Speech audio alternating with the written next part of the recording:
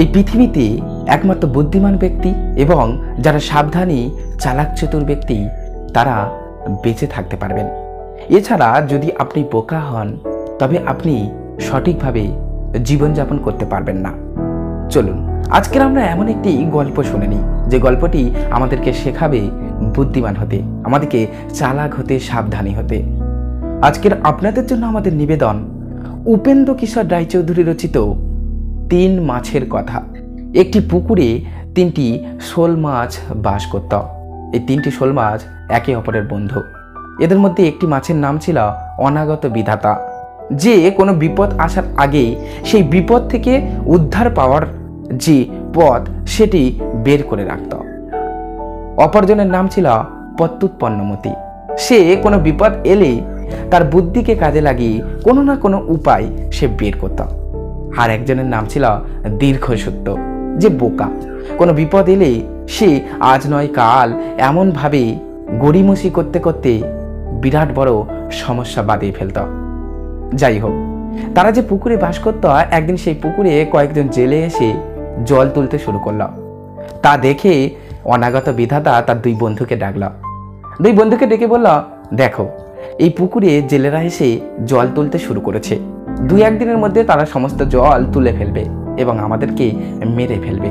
আমি একটি পথ দেখে রেখেছি এবং সেই পথটি দিয়ে আমরা অন্য একটি পুকুরে চলে যেতে পারবো। চলো আমরা এখন সেই পথটি দিয়ে চলে যাই, কারণ জল যখন শুকিয়ে যাবে আমরা তখন যেতে পারবো না। তার এই কথা শুনে প্রত্যুৎপন্নমতি বলল, দাঁড়াও, সবে তো ওরা জল তুলতে শুরু করেছে, আমরা আরো একটু দেখি। দীর্ঘসূত্র বলেছিল, আরে বাবা, সবে তো ওরা এলো, এখন দেখি না, এত তাড়াতাড়ি এত অস্থির হয়ে কি হবে। অনাগত বিধাতা ভাবল তার এই বন্ধু দুজন ঠিকঠাক বিপদের বিষয়টিকে আঁচ করতে পারছে না। তাই অনাগত বিধাতা তাদের দুজনকে রেখে নিজে বাঁচার জন্য সেই পথটি দিয়ে অন্য পুকুরে চলে গেল।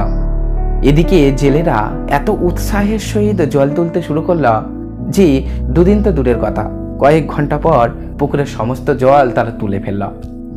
পুকুরের সমস্ত জল তুলে ফেলার পর জেলেরা একটার পর একটা মাছ ধরে একটা দড়িতে তারা গেঁথে রাখতে লাগলো। দীর্ঘসূত্র বেচারা তাদের সেই দড়িতে গাঁথা হয়ে যায়। কিন্তু প্রত্যুৎপন্নমতি, আগেই বলেছিলাম, সে খুবই বুদ্ধিমান ছিল এবং সে বুদ্ধিমান হওয়ার কারণে সে বেঁচে থাকার জন্য একটা শেষ চেষ্টা করবে এমনটা সে ভেবে নিল। সে ভাবল মরেই তো সেই যাব, তার আগে একবার চেষ্টা করে দেখি না। এই ভেবে জেলেরা যে মাছ গাঁথা দড়িটি ফেলে রেখেছিল সেই দড়ির মধ্যে গিয়ে গাঁথা মাছগুলির ভিতরে এমনভাবে দড়িকে কামড় দিয়ে ধরল যাতে মনে হলো যে সেও গাঁথা হয়েছে। জেলেরা দেখল সমস্ত মাছ গাঁথা হয়ে গিয়েছে। তারা আর প্রত্যুৎপন্নমতিকে অতটা লক্ষ্য করেনি। সমস্ত মাছ ধরা শেষ হয়ে গেলে তারা মাছের সেই দড়িটি নিয়ে অন্য একটি বড় পুকুরে গেল। সেই পুকুরে গিয়ে দড়িটি তারা ফেলল মাছগুলি ধুয়ে নেওয়ার জন্য। আর যখনই তারা দড়িটি জলে বাগিয়ে দিল তখন ওই প্রত্যুৎপন্নমতি দড়ি ছেড়ে দৌড় দিল। তাই তো আমরা বলতেই পারি, এক বাঁচে বুদ্ধিমান আর বাঁচে সাবধান। আর এ সংসারে বোকার বড়ই বিপদ, সে বাঁচতে পারবে না কোনোভাবেই। তাই আমাদেরকে বুদ্ধিমান এবং সাবধানী হওয়া উচিত। বন্ধুরা, আজকের আপনাদের জন্য আমাদের এই নিবেদন কেমন লাগলো কমেন্ট করে আমাদেরকে জানাবেন।